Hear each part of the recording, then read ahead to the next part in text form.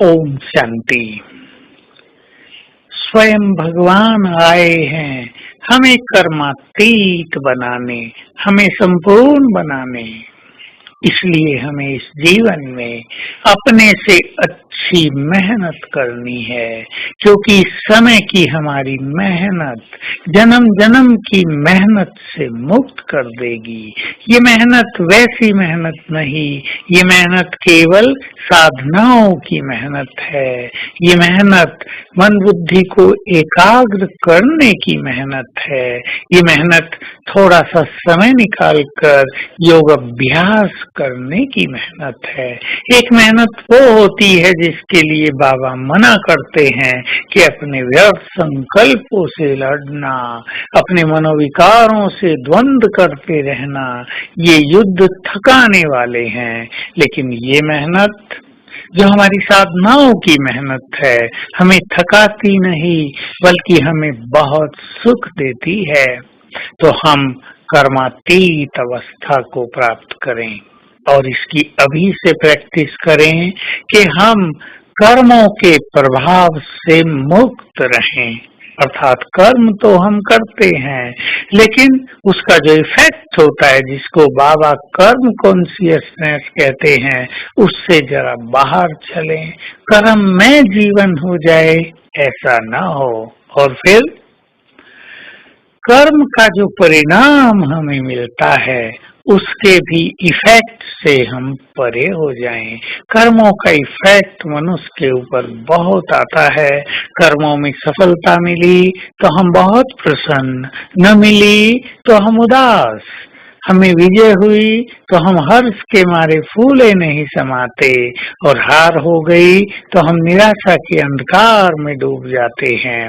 लाभ हो गया तो वाह वाह बाबा, और हानि हो गई तो बाबा आपने ये क्या कर दिया।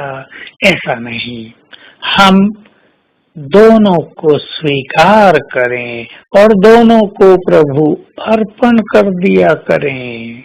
तो हमें खूब प्रैक्टिस करनी है योग युक्त होकर विकर्मों को नष्ट करने की, क्योंकि कर्मातीत अवस्था विकर्मातीत अवस्था भी है।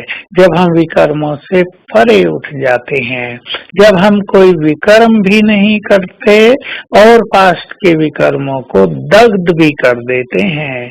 इसलिए बहुत अच्छी मेहनत करनी है योग युक्त रहने की, ताकि जन्म जन्म के हमारे विकर्म नष्ट हो जाएं। यूं ही तो हम कर्मातीत नहीं हो जाएंगे। कर्मों का बोझ, विकर्मों का बोझ बहुत ज्यादा है हर आत्मा पर। उसी के कारण जीवन में अनेक समस्याएं आती हैं, पीड़ाएं होती हैं, संबंधों में विष घुल जाता है। ये सब उसी के कारण हो रहा है। जितना जितना हम योग अभ्यास करेंगे, हमारे ये विकर्म नष्ट होते जाएंगे, लाइन क्लियर होती जाएगी। हमें ऐसा लगेगा सिर भी हमारा हल्का हो गया, उस पर होने वाला बोझ, उस पे उभरने वाली टेंशन बहुत समाप्त हो गई, हल्की हो गई। साथ साथ हम ये भी ध्यान देंगे कि हमसे कोई विकर्म न हो। विकर्म बड़े सूक्ष्म हैं। किसी की स्थिति को डिस्टर्ब कर देना, किसी की निंदा चुगली करना, किसी को परेशान करना, मुख से कटु वचन बोलना, चोरी करना, झूठ बोलना, धंधों में भी ज्यादा हेरा फेरी करना, ये सब विकर्म हैं। इनसे भी हम बचेंगे, क्योंकि यदि हमसे सूक्ष्म विकर्म होते रहेंगे तो हम योग युक्त जीवन कभी नहीं बना सकेंगे। तो आइए संकल्प करें, मुझे अपने सभी खजानों को सफल करना है।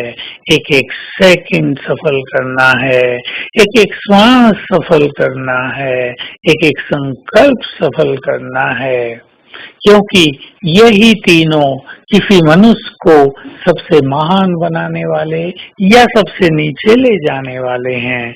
हम इन तीनों पर विशेष ध्यान देंगे।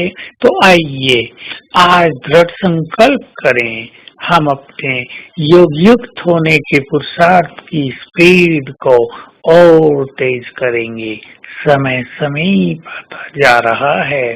योग युक्त रहने से ही ये स्थिति बनेगी। तो आज फील करेंगे, मैं आत्मा, अपने को आत्मा देखेंगे। उड़कर जाती हूँ परम धाम में बाबा के पास, बाबा को टच करती हूँ, फिर वापिस नीचे अपने देह में प्रवेश कर लेती हूँ, फिर परम धाम जाती हूँ, बाबा को टच करती हूँ और फिर वापिस आती हूँ, देह में प्रवेश कर लेती हूँ। ओम शांति।